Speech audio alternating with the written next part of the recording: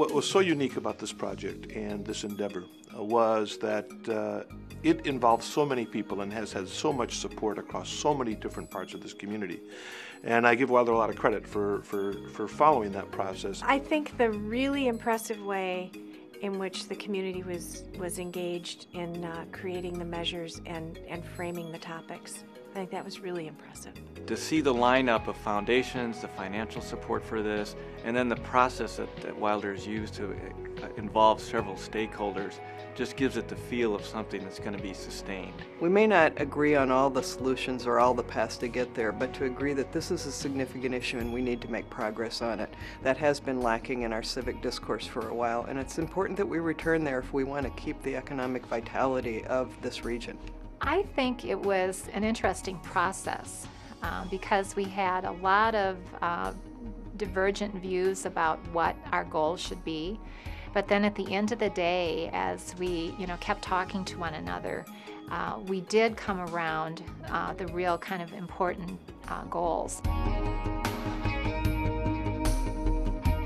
What we've tried to do is to develop indicators that they would see are clearly related to what we're talking about, are credible, they're nonpartisan. What we've done through these advisory committees is to bring in people who have very different points of view so that if somebody's looking at those indicators, they won't say, well, that's the conservative or the liberal set of numbers or the way you would measure it if you had one point of view or one bias or the other. So we've tried to make these things that intuitively will appeal to people and that people will see as being, yeah, the sound, objective kinds of measures that we ought to have. I think key indicators are a blueprint or a map, a set of guiding posts that tell us what direction we're going in. Having facts on the table that are drawn from governmental bodies, that are drawn from various sources, all of which are credible, is very helpful in terms of bringing the people with different perspectives together.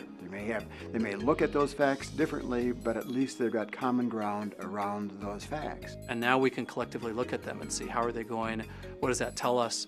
So there's both a starting point in facts that's really essential and the bringing together a group of people who can do something about that. Well, I think to policymakers, and certainly I am one and I was one in the legislature, I think we have to connect whatever goals we're talking about with what's happening out in the real world.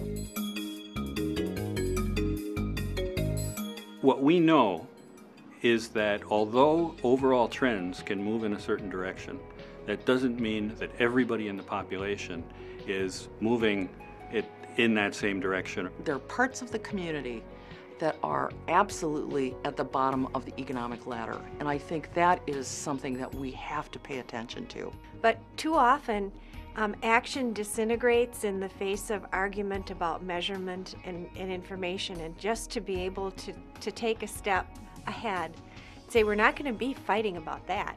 We might disagree about what actions are needed. We might disagree about approaches to take, but we aren't going to be disagreeing about whether or not we need information and whose information is relevant. And so to have a single source that can kind of guide the work to prioritize initiatives, I think is a huge asset. The results are going to be immediately apparent in terms of being on a website, and then it's up for organizations like mine and others to use that information in a way that converts it into value.